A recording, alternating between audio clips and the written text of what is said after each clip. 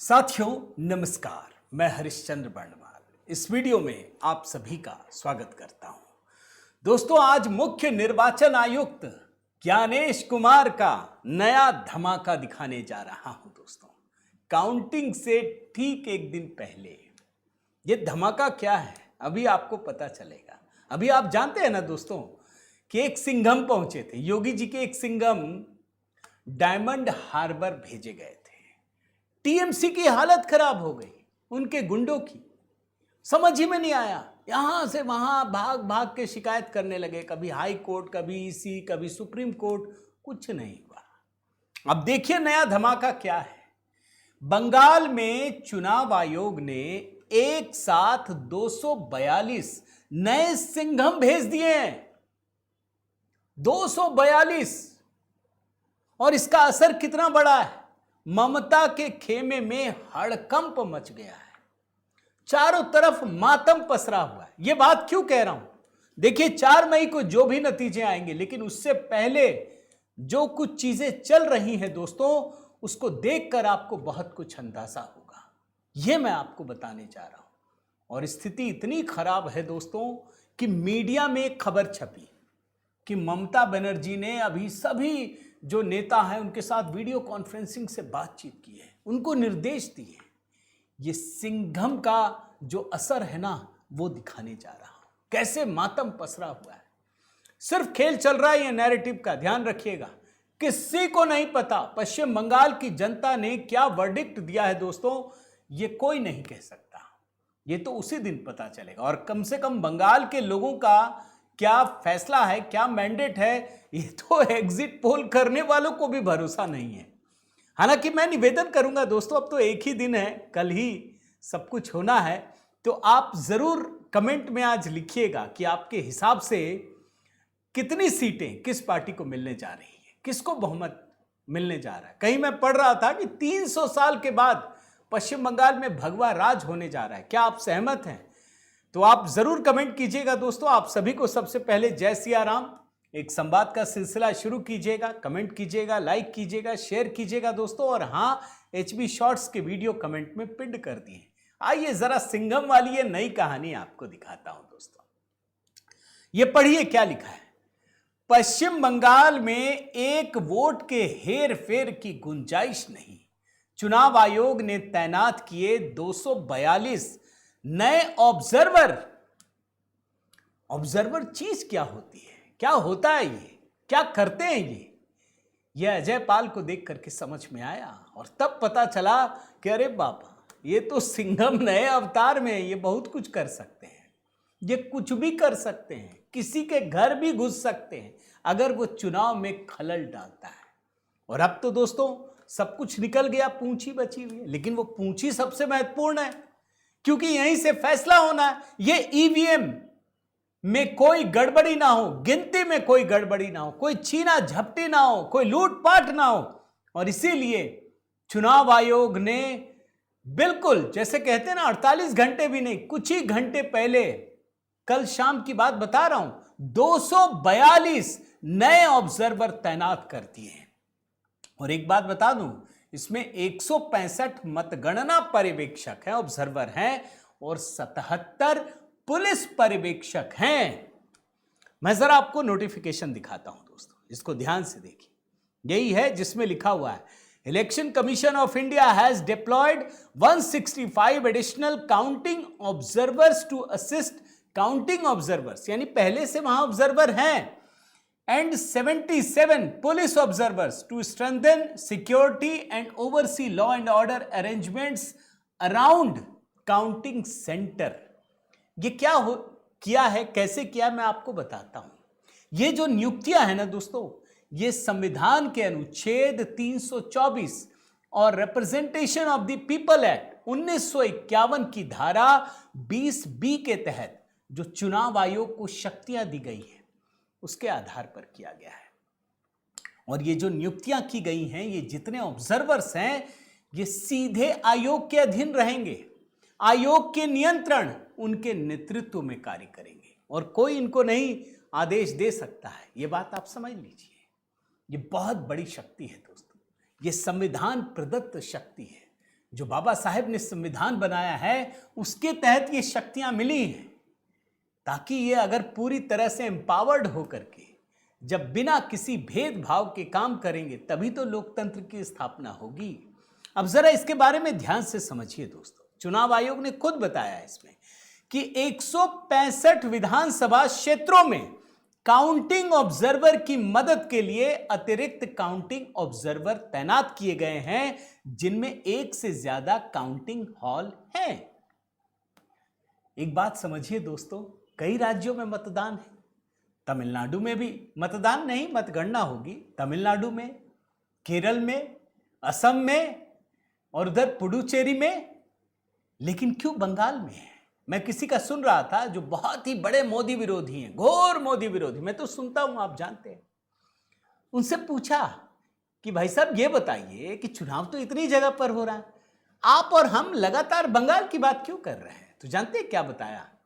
कि बंगाल में बहुत मसाला है। जैसे फिल्म होती है ना, एक थ्रिलर फिल्म होती है जिसमें सब कुछ होता है, रहस्य, रोमांच, कुछ ना कुछ, तो ये बंगाल में है। चुनाव आयोग भी इसे देखता है दोस्तों, ध्यान रखिएगा। और इसीलिए चुनाव आयोग ने कहा है कि इन सभी अतिरिक्त मतगणना पर्यवेक्षकों और पुलिस पर्यवेक्षकों की नियुक्ति इसलिए की गई है ताकि 165 विधानसभा क्षेत्रों में तैनात काउंटिंग ऑब्जर्वर्स की सहायता कर सके और पूरी की पूरी प्रक्रिया को सुरक्षित, शांतिपूर्ण, भयमुक्त और पारदर्शी आयोजन को सुनिश्चित कर सके। इसमें पुलिस पर्यवेक्षक की भी भूमिका बहुत बड़ी है दोस्तों। वो सिंघम तो अब याद आता है ना, अब समझ में आता है ना कि ऑब्जर्वर करता क्या है। इनके लिए कहा गया है कि आप जो काउंटिंग सेंटर्स हैं उसके आसपास सुरक्षा, कानून व्यवस्था बनाए रखने की जिम्मेदारी दी गई है। मतगणना केंद्र के नजदीक किसी भी तरह की कोई घटना ना हो और काउंटिंग प्रक्रिया चुनाव आयोग के दिशा निर्देश के अनुरूप हो सके, इसका आपको ख्याल रखना है। आपको अंदर जाने की जरूरत नहीं है, वो तो है ही, वहां तो अंदर बहुत सारे लगा दिए। अब देखिए, ये ऑब्जर्वर्स को लेकर के दोस्तों ममता सरकार या ममता बनर्जी, टीएमसी लगातार आरोप लगाती रहती है। आज तो मैं जो शाम का वीडियो दिखाऊंगा ना दोस्तों, जरूर देखिएगा। गजब की कहानी, मैंने उस पर रिसर्च किया, बस रिकॉर्ड करके बनाऊंगा। शाम की कहानी बता रहा हूं। तो ये पुलिस ऑब्जर्वर बड़े महत्वपूर्ण है दोस्तों। अब एक चीज और आपको बताऊं, चुनाव आयोग ने जो पर्यवेक्षक हैं उनके लिए बड़े सख्त दिशा निर्देश दिए हैं कि आप अपने मतगणना केंद्र में उपस्थित रहेंगे, इधर उधर नहीं जाएंगे भाई, छोड़ेंगे नहीं। पूरी आपकी पारखी नजर होनी चाहिए, कड़ी नजर होनी चाहिए। किसी भी तरह की गलती होने पर इसकी जिम्मेदारी पर्यवेक्षकों को लेनी होगी। ये बड़े अधिकारी हैं।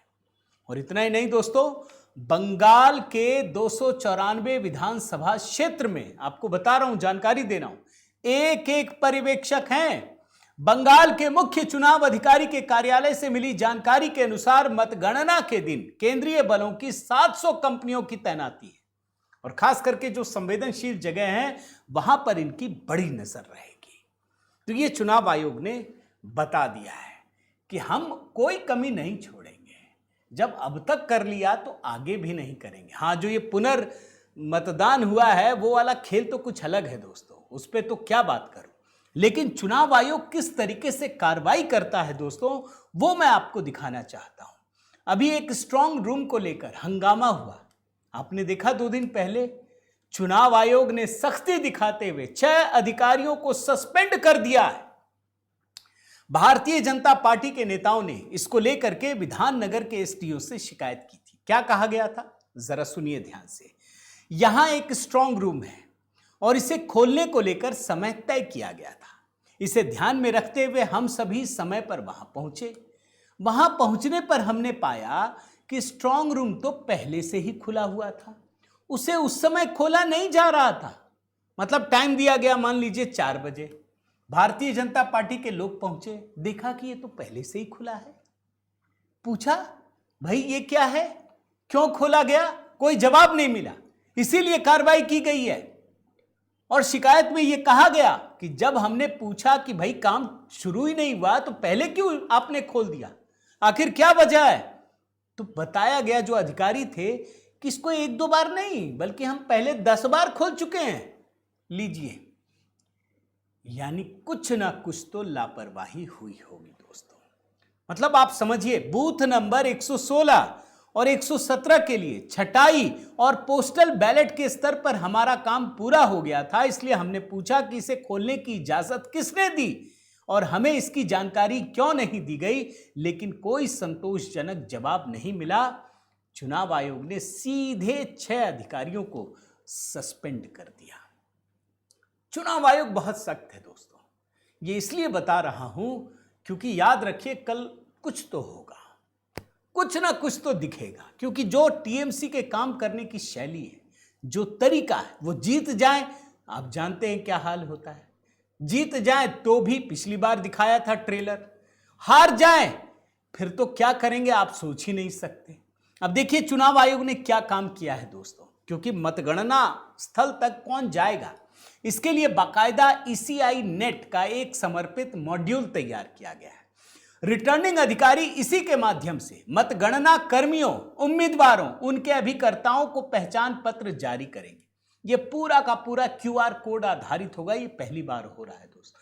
मतलब आप आएंगे, क्यूआर कोड स्कैन किया जाएगा और तभी आपकी एंट्री होगी, और चुनिंदा अधिकारियों के अलावा किसी को भी मोबाइल फोन ले जाने की इजाजत नहीं मिलेगी।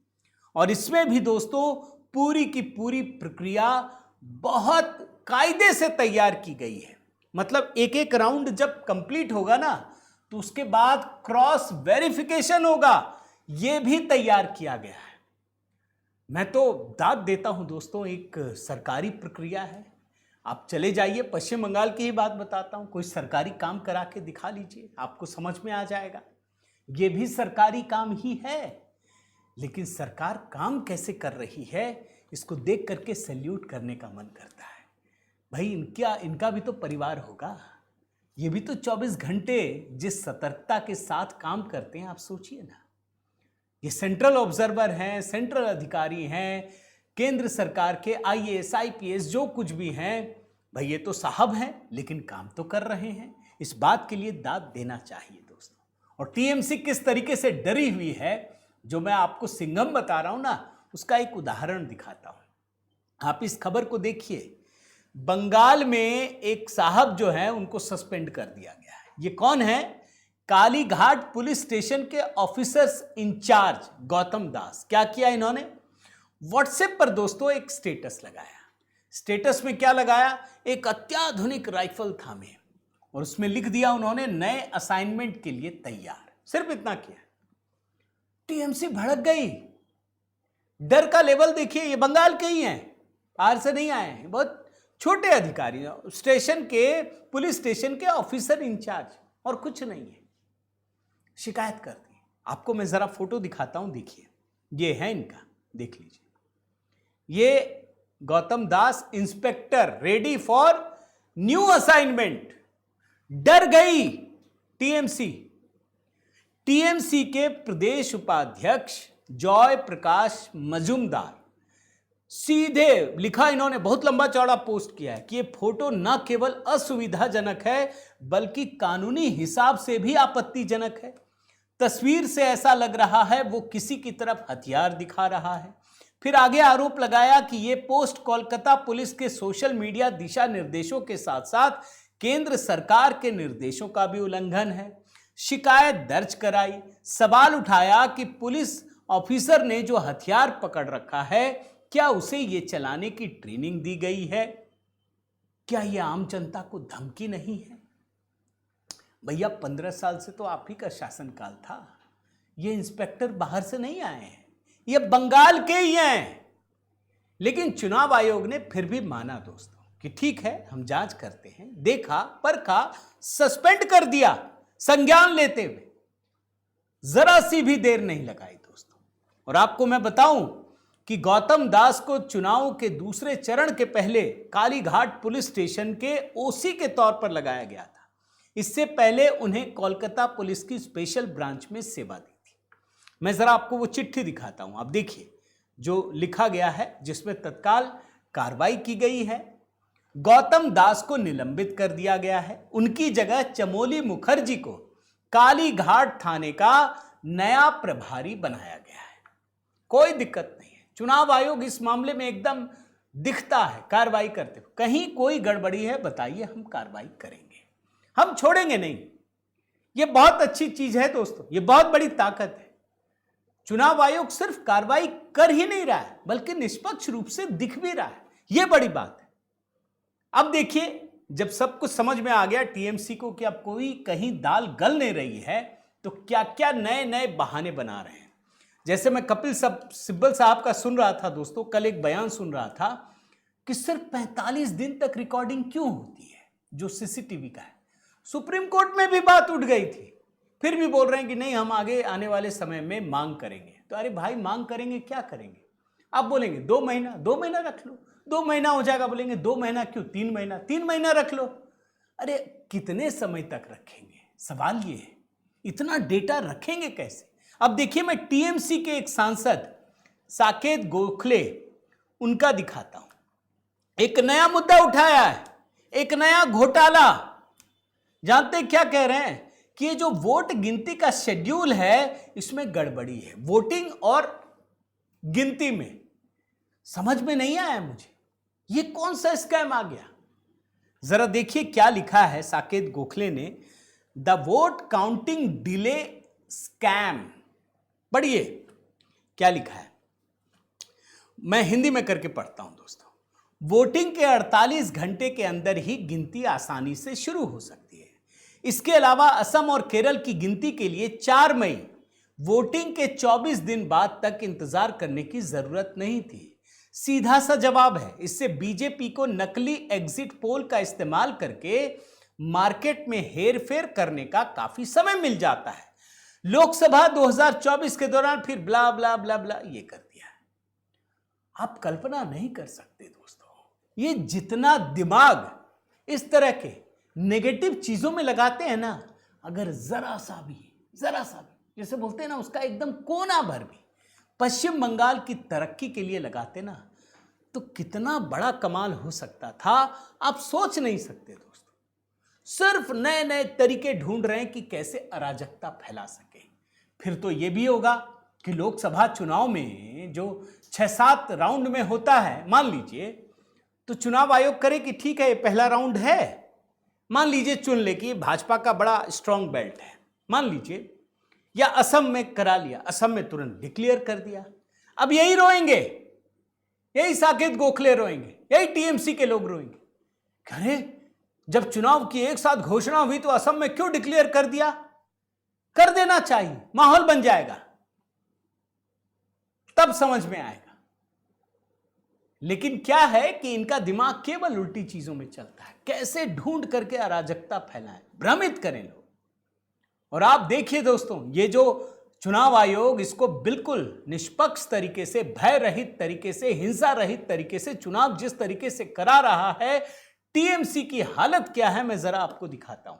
कल ममता बनर्जी ने एक बयान दिया है, देख रहे हैं क्या लिखा हुआ है।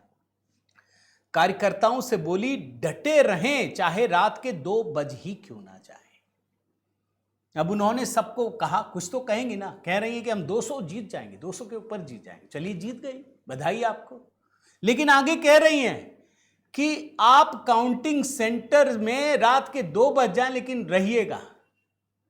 ये दरअसल क्या है दोस्तों, ये हार का जो एक दबाव है ना, वो समझ में आ रहा है, वरना इसकी जरूरत नहीं है। मान लीजिए किसी काउंटिंग सेंटर में आप बैठे हैं, रिजल्ट डिक्लेयर नहीं हुआ तो आप थोड़ी ना चले जाएंगे, किसी को नहीं जाना चाहिए, कोई भी हो। मान लीजिए 10 पार्टियां लड़ रही हैं, सब पता है कि 2 ही पार्टी मेन प्रतिद्वंदी है। जो निचला भी होगा ना, वो भी आखिरी समय तक वेट करता है, ये देखने के लिए कि हमें कितने वोट मिले, कितने लोगों ने मुझे प्रेम दिया है। इसको बोलने की जरूरत नहीं पड़ती। ये दरअसल हार की हताशा है दोस्तों, जो दिख रही है, जो साफ साफ झलक रही है, और इसीलिए इस तरह के उटपटांग बयान सामने आ रहे हैं। उम्मीद करता हूं दोस्तों ये वीडियो पसंद आया होगा। मेरा निवेदन है, जरूर कमेंट कीजिएगा। आज तो आप लिख सकते हैं कितनी सीटें मिलने वाली हैं, सभी पार्टियों की दीजिए, जब आएगा तो मैं देखूंगा, आप बताइएगा। अगर एग्जैक्टली कोई मिल गया तो मैं उसको पिंड कर दूंगा और बताऊंगा आपको कि देखिए इन्होंने सही कहा है। तो आप जरूर कमेंट कीजिएगा, सभी राज्यों के कमेंट कीजिए। बंगाल पर नज़र है लेकिन सभी राज्य महत्वपूर्ण हैं। तो दोस्तों, एक संवाद के लिए जय सिया राम ज़रूर लिख दीजिएगा ताकि वीडियो अधिक से अधिक चले। लाइक कीजिए, शेयर कीजिए, कमेंट कीजिए। और मैं निवेदन करता हूं दोस्तों, बहुत सारे हमारे सामाजिक मीडिया परिवार के सदस्य ऐसे हैं जो देखते हैं लेकिन वो सब्सक्राइब नहीं करते। सब्सक्राइब कर लीजिएगा, बेल आइकन दबाइएगा। और HB शॉर्ट्स में जो हमने बहुत सारी नई नई कहानियाँ अपलोड की हैं दोस्तों, बहुत संक्षिप्त में 5 मिनट में, उसको कमेंट में पिन कर दिया है, देखिए। अगर सहयोग करना चाहें तो देखिए YouTube का मेंबरशिप है दोस्तों, ले लीजिएगा। बने रहिए, जुड़े रहिए। बहुत बहुत धन्यवाद। जय सिया राम।